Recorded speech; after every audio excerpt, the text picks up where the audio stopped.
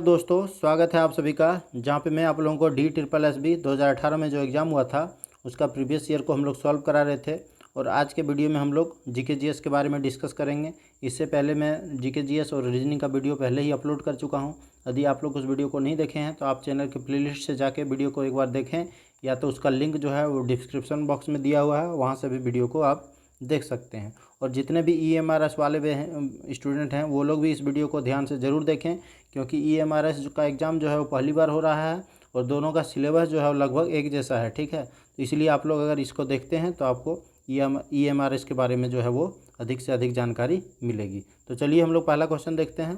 पहला क्वेश्चन पूछा गया था कि दिल्ली की गद्दी पर जो है वो राजवंशों का जो समयानुसार है दिया हुआ है, वो कौन सा राजवंश जो है पहले दिल्ली पे शासन किया, और उसके बाद ऐसे करके 4 वंश दिया है। ठीक है, जो कि खिलजी वंश है, दास वंश है, सैयद वंश है और लोधी वंश है। तो दास वंश को जो है उसको गुलाम वंश के नाम से भी जाना जाता है। तो देखिए, अगर आप लोगों को पता होगा, गुलाम वंश जो है वो सबसे पहले इन चारों में जो है वो गद्दी पे बैठा था दिल्ली की सल्तनत पे, जो कि 1206 ईस्वी से 1290 ईस्वी तक शासन किया था। ठीक है, तो यहाँ से आप लोग अगर चेक कीजिएगा ऑप्शन, तो देखिए ऑप्शन नंबर बी मिलेगा, जो कि फर्स्ट 2 है, और ये तीनों ऑप्शन में जो है वो 2 दिया हुआ नहीं था। तो यहीं से आपका right answer option number B आ जाएगा, जो कि 1206 से 1290 ईस्वी तक शासन किया है। उसके बाद जो है वो खिलजी वंश आया था, जो कि 1290 से 1320 ईस्वी तक शासन किया था। ठीक है, और उसके बाद जो है वो तुगलक वंश आया था, लेकिन तुगलक वंश के बारे में यहाँ पे दिया हुआ नहीं है, तो वो सैयद वंश होगा उसके बाद, जो कि 1414 से 1451 ईस्वी तक शासन किया। और लास्ट में जो है वो लोधी वंश होगा, जो कि 1451 से 1526 ईस्वी तक शासन किया था। और इसी के बाद जो है वो दिल्ली की गद्दी पर मुग़ल सल्तनत जो है वो आ गए थे, यानी 1526 से दिल्ली की गद्दी पर जो है वो मुग़ल शासन चालू हो गया था। ठीक है, तो इसका जो राइट आंसर हो गया वो हो गया ऑप्शन नंबर बी। नेक्स्ट देखिए, नेक्स्ट में पूछा गया है कि निम्नलिखित में से किन देश ने जुलाई 2018 में आयोजित ब्रिक्स शिखर सम्मेलन की मेज़बानी की थी। ठीक है, तो देखिए एग्ज़ाम जो है ये 2018 में हुआ था, इसलिए उस टाइम का करंट अफेयर्स के बारे में पूछा गया है। और इस बार एग्ज़ाम जो है वो 2021 में होने वाला है, तो इसलिए आप 2020 और 2021 का करंट अफेयर्स को एक बार ज़रूर पढ़ें।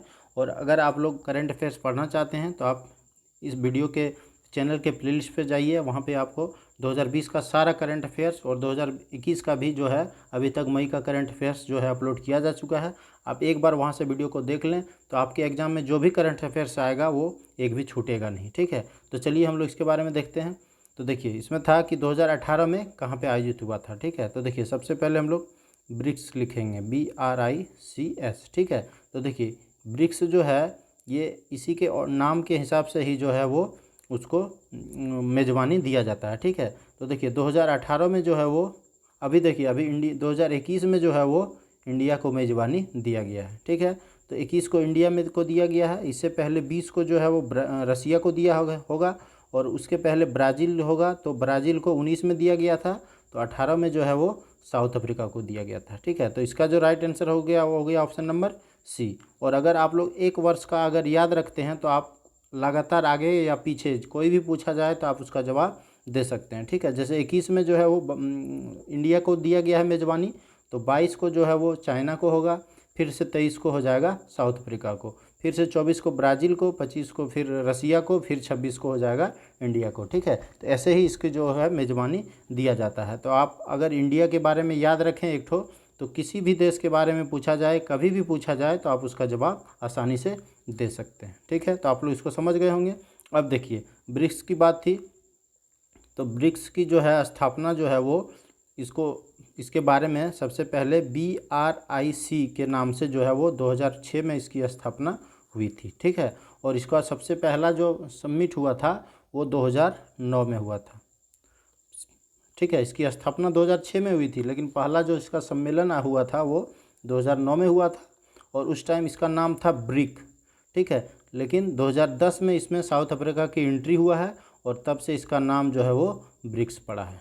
तो आप लोग इसके भी याद रखें, एग्जाम में पूछा जाता है कि ब्रिक्स देशों में साउथ अफ्रीका की एंट्री जो है वो कब हुई थी, वो 2010 में हुई थी। नेक्स्ट देखिए, नेक्स्ट में पूछा गया है कि इनमें से कौन सा असम का क्षेत्रीय नृत्य है। ठीक है, तो असम का क्षेत्रीय नृत्य जो है वो बिहू होता है। तो इसका राइट आंसर हो गया ऑप्शन नंबर डी। ठीक है, नेक्स्ट देखिए। और उसके पहले मैं आप लोगों को बता दूं कि यदि आप लोगों को EMRS का प्रीवियस ईयर तो वैसे हुआ नहीं है कभी, लेकिन टाइप ऑफ क्वेश्चन है DSSB और ये EMRS। ठीक है, तो अगर आप लोग उसका प्रीवियस ईयर चाहते हैं तो आप इस नंबर पे मैसेज करें, वहाँ से आप लोगों को प्रीवियस ईयर मिल जाएगा। और यदि आप लोग इसका TGT और PGT का मैथमेटिक्स का नोट्स चाहिए तो भी आप इस नंबर पे मैसेज कर सकते हैं, वहाँ से आपको नोट्स अवेलेबल करा दिया जाएगा। चलिए नेक्स्ट देखते हैं। नेक्स्ट में पूछा गया है कि इनमें से किस धातु में एंटीबैक्टीरियल प्रॉपर्टी होता है। ठीक है, तो एंटीबैक्टीरियल प्रॉपर्टी जो है वो चांदी में पाया जाता है। तो इसका राइट आंसर होगा ऑप्शन नंबर डी। ठीक है, नेक्स्ट देखिए। नेक्स्ट में पूछा गया है कि सौरभ चौधरी एक भारतीय डैश है। ठीक है, मतलब सौरभ चौधरी क्या है। ठीक है, तो सौरभ चौधरी जो है एक भारतीय निशानेबाज हैं। तो इसका राइट आंसर हो जाएगा ऑप्शन नंबर बी। ठीक है, जो कि 2018 के एशियाई खेल में निशानेबाजी में 10 मीटर एयर पिस्टल स्पर्धा में स्वर्ण पदक जीता था। ठीक है, जो कि 2018 में जो एशियाई खेल हुआ था उसमें सौरभ चौधरी द्वारा 10 मीटर एयर पिस्टल में स्वर्ण पदक जीता था। मैं फिर से एक बार आप लोगों को बता रहा हूँ कि देखिए ये एग्ज़ाम जो है वो 2018 में हुआ था, इसलिए इसमें 2018 का करंट अफेयर्स पूछा गया है। तो आपका एग्ज़ाम जो है वो अगला एग्ज़ाम जो है वो 2021 में होने वाला है, इसलिए आप लोग 2020 और 21 का एक भी सारा इंपॉर्टेंट करंट अफेयर्स को ज़रूर पढ़ें। और अगर आप लोग पढ़ना चाहते हैं तो आप चैनल के प्लेलिस्ट में जाके करंट अफेयर्स का जो सीरीज़ है उसको एक बार देख लें, आपका एक भी करंट अफेयर्स नहीं छूटेगा। नेक्स्ट देखिए ये हैं सौरभ चौधरी। ठीक है, नेक्स्ट देखिए। नेक्स्ट में पूछा गया है कि बनिहाल सुरंग या जिसको जौहर सुरंग के नाम से भी जाना जाता है, तो हिमालय के निम्नलिखित विभागों के किसके अंतर्गत आता है। ठीक है, ये बनिहाल सुरंग जो है वो हिमालय के किस क्षेत्र के अंतर्गत आता है। तो ये हिमालय के छोटा हिमालय के क्षेत्र के अंतर्गत आता है। तो इसका राइट आंसर हो गया ऑप्शन नंबर बी। ठीक है, जो कि जम्मू से श्रीनगर को जोड़ता है। नेक्स्ट देखिए। नेक्स्ट में पूछा गया कि निम्नलिखित में से कौन सा उपकरण भूकंप की तीव्रता को मापता है। तो भूकंप की तीव्रता को जो है वो सिस्मोग्राफ मापता है। तो इसका राइट आंसर हो जाएगा ऑप्शन नंबर डी। ठीक है, अब देखिए यहाँ पे ऑप्शन नंबर ए में था लेक्टोमीटर। तो लेक्टोमीटर जो है वो दूध की शुद्धता को मापता है। थर्मामीटर जो है वो शरीर के तापमान को मापता है। और हाइग्रोमीटर जो हाइड्रो होगा, हाइड्रोमीटर जो है वो द्रवों की जो है वो घनत्व को मापता है। नेक्स्ट देखिए। नेक्स्ट में पूछा गया है कि भारत की संसद में निम्नलिखित शामिल हैं। ठीक है, तो भारत के संसद में कौन शामिल होता है। तो लोकसभा, राज्यसभा, राष्ट्रपति, लोकसभा राष्ट्रपति या कोई नहीं। तो इसका राइट आंसर हो जाएगा ऑप्शन नंबर ए। ठीक है, यानी भारत का जो संसद है उसमें लोकसभा, राज्यसभा और राष्ट्रपति तीनों शामिल है। नेक्स्ट देखिए। नेक्स्ट में पूछा गया है कि 2018-19 सीजन में बाजरा का न्यूनतम समर्थन मूल्य क्या था। ठीक है, तो देखिए यहाँ पे फिर से 2018 का एग्ज़ाम हुआ था, तो ये तीसरा करंट अफेयर पूछा गया है। और इस बार 2021 का एग्ज़ाम होगा तो 2021 और 20 का करंट अफेयर्स पूछा जाएगा। ठीक है, तो यहाँ इसका आंसर हो जाता ऑप्शन नंबर डी, यानी 2018-19 में के सीज़न में बाजरा का न्यूनतम समर्थन मूल्य जो था वो 1950 था। ठीक है, लेकिन अगर 2020-21 पूछा जाए तो वहाँ पे आपका इसका हो जाएगा 2150 रुपया, यानी 200 रुपया की वृद्धि हुआ है। ठीक है, तो इसे भी आप लोग याद रखें। नेक्स्ट देखिए। नेक्स्ट में पूछा गया है कि 1867 में महाराष्ट्र मुंबई में प्रार्थना समाज के संस्थापक कौन थे। तो 1867 में जो प्रार्थना समाज की स्थापना हुई थी तो महाराष्ट्र से उसके संस्थापक थे MG रानाडे, यानी महादेव गोविंद रानाडे और आत्माराम पांडुरंग। ठीक है, यानी दोनों का इसका राइट आंसर हो जाएगा ऑप्शन नंबर डी। ठीक है, यानी बी और सी। नेक्स्ट देखिए। नेक्स्ट में पूछा गया कि समुद्रगुप्त के दरबारी कवि कौन थे।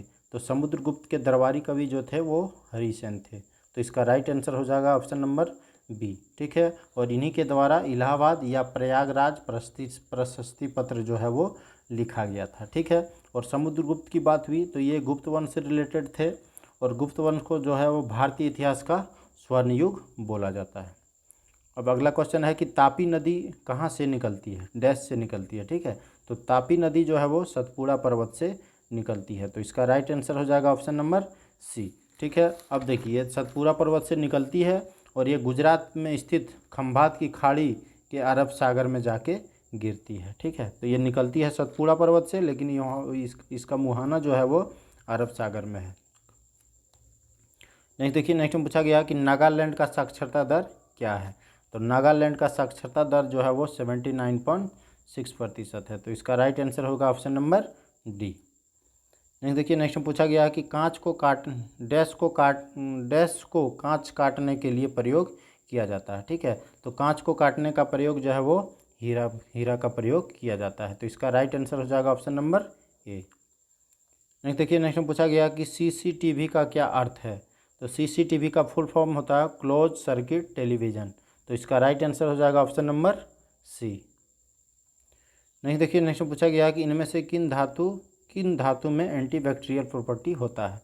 तो इसके बारे में तो मैं पिछला क्वेश्चन भी था, ये राइट आंसर हो जाएगा ऑप्शन नंबर डी यानी चांदी।